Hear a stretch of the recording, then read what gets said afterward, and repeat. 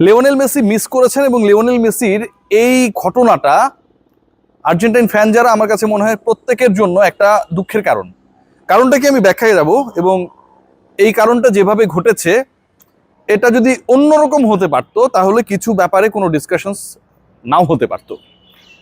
Lionel Messi টানা 3 ম্যাচে গোল করেছেন, হ্যাট্রিক করেছেন ফার্স্ট ম্যাচে, দেন 2 গোল করেছেন লাস্ট ম্যাচে। খেলতে নেমেছিলেনই মাত্র আধা ঘন্টার মতো সময়ের জন্য, সেখানটাও তিনি স্কোর করেছেন। বাট লিওনেল মেসি এবং আর্জেন্টিনা লিওনেল মেসি উপকার করতে গিয়ে অথবা মানবতা, বন্ধুত্ব, সতীর্থদের প্রতি ভালোবাসা দেখাতে গিয়ে নিজের জন্য যেই ক্ষতিটা করেছেন, আর্জেন্টাইন ফ্যানদেরকে যেভাবে কষ্ট দিয়েছেন, আমার কাছে মনে হয় যে এই মুহূর্তে সেই আলোচনাটা হওয়াটা খুব যৌক্তিক। আমি সেই আলোচনায় যাব, তবে একটা প্রাসঙ্গিক বিষয় আপনাদের সামনে আনি, কারণ আপনারা সবাই জানেন that Norway is going to play there round of 16 match against Brazil. শেষ 16তে ব্রাজিল এবং নরওয়ে মুখোমুখি হবে এবং হালান্ডের সাথে ভিনি জুনিয়রের দেখা হবে। সেই ম্যাচটা কিনা অনেক আলোচনা রয়েছে, এক্সাইটমেন্ট রয়েছে, ইকুয়েশনস রয়েছে, স্ট্যাটিস্টিক্স রয়েছে, এবং সেই স্ট্যাটিস্টিক্সগুলো আসলে কার পক্ষে কার বিপক্ষে।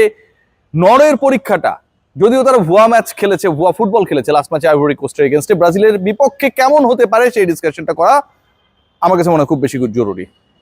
লিওনেল মেসি প্রসঙ্গে আসি, and then I will discuss about Norway and Brazil match round of 16।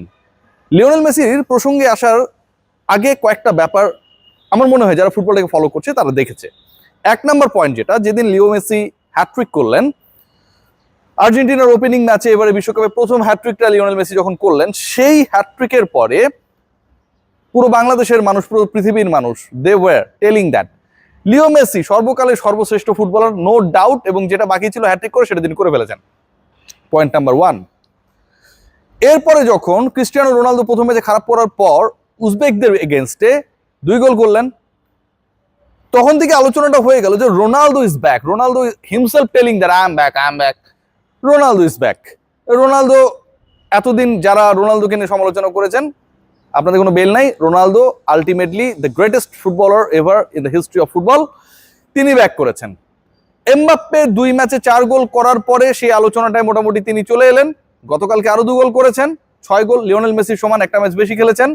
Now Mbappe সর্বকালের সর্বশ্রেষ্ঠ কিনা সেই ডিসকাশনটা শুরু হয়ে গেছে, এবং এই যে ডিসকাশনস গুলো চলছে, মানে আমাদের আবেগ, আমাদের যুক্তি এত বেশি ফ্ল্যাকচুয়েট করছে, একটা করে ম্যাচ দেখি এবং আমরা আমাদের মতে শ্রেষ্ঠ ফুটবলারকে সেই আলোচনায় নতুন নতুন নামগুলোকে প্রচার করা শুরু করি। আমার কাছে মনে হয় এটা একটা বাজে ধরনের জিনিস, এবং এই যে এই আলোচনাটা হতো না লিওনেল মেসি যদি ওই আকামটা না করতেন। কি কাজ করেছেন তিনি! লাস্ট ম্যাচে লিওনেল মেসি খেলেছেন অনেক অল্প সময়, 30 মিনিটস অ্যারাউন্ড, তিনি গোল করেছেন, অসাধারণ গোল করেছেন, এবং যে সেট পিস থেকে গোলটা করেছেন এবারে বিশ্বকাপে one of the best goal scorer একটা। লিও মেসি যদি শুরু থেকেই খেলতেন সেই ম্যাচে, আই এম ড্যাম শিওর, কেউ বিশ্বাস করুক আর না করুক, লিওনেল মেসি আরো একটা হ্যাট্রিক করতেন, ডেফিনেটলি আরো একটা হ্যাট্রিক হতো। সো লিওনেল মেসি 3 ম্যাচে যদি 8-9টা গোল হয়ে যেত না, আই এম ব্যাকের গল্প, বা এই যে এমবাপ্পেরা ম্যাচ খেললেন, ভালো করলেন, ডেফিনেটলি গ্রেটেস্ট ফুটবলারদের একজন তিনি, এই ডিসকাশনস গুলো থাকতো না। Let's discuss about Sweden. সুইডেনকে হারিয়েছে কে? ফ্রান্স, এবং ওই ম্যাচে এমবাপ্পের পারফরমেন্স নিয়ে অনেক ডিসকাশনস হচ্ছে। আচ্ছা, সুইডেন এবারের ওয়ার্ল্ড কাপে কেমন দল, এই ডিসকাশনটা করলে ফ্রান্স আসলে যে আগ্রাসী ফুটবল খেলেছে সেটা খুব স্বাভাবিক ছিল, ডমিনেটিং ফুটবল খেলা তারা যেভাবে প্রদর্শন করেছে সেটা খুব স্বাভাবিক ছিল। আমার কাছে মনে হয় আপনাদের জন্য অনেক ক্লিয়ার হয়ে যাবে টু আন্ডারস্ট্যান্ড। সুইডেন নেদারল্যান্ডসের বিপক্ষে 5-1 ডিফিটেড হয়েছিল গ্রুপ স্টেজের ম্যাচে। Sweden, they were defeated against Netherlands 5-1। সেই সুইডেন 3-0 হেরেছে কার বিপক্ষে? ফ্রান্সের বিপক্ষে।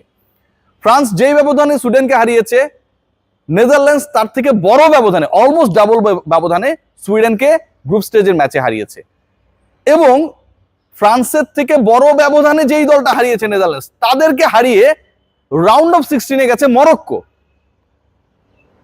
আমি কি বুঝাতে পেরেছি? ফ্রান্স যেই দলকে হারিয়েছে 3-0, সেই একই দলকে নেদারল্যান্ডস হারিয়েছে 5-1-এ, এবং এই বড় দলটা কি, মানে যারা আরো ডাবল ব্যবধানে হারিয়েছে তাদেরকে হারিয়ে রাউন্ড অফ 16-এ চলে গেছে মরক্কো।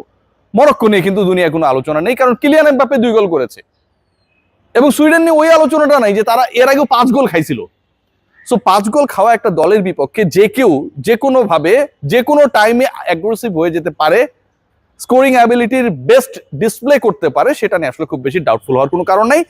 এমবাপ্পে গ্রেট অ্যান্ড তিনি তার সেই প্রদর্শনীটা করেছেন। তার মানে এই না যে আলটিমেটলি সুইডেনের মতো দলকে ফ্রান্স হারিয়ে ওই যে বলা হচ্ছে না যে তাদের আটকানোর কেউ নেই, এই অথর্ব ডিসকাশনটাকে আসলে আমি খুব বেশি প্রমোট করতে চাই না। লাস্ট ওয়ার্ল্ড কাপ আমি কাভার করেছিলাম, কাতারে ছিলাম, তখনও ফ্রান্সকে আটকানোর কেউ ছিল না, but end of the day the trophy lifted by the Argentine. We have to discuss about Brazil.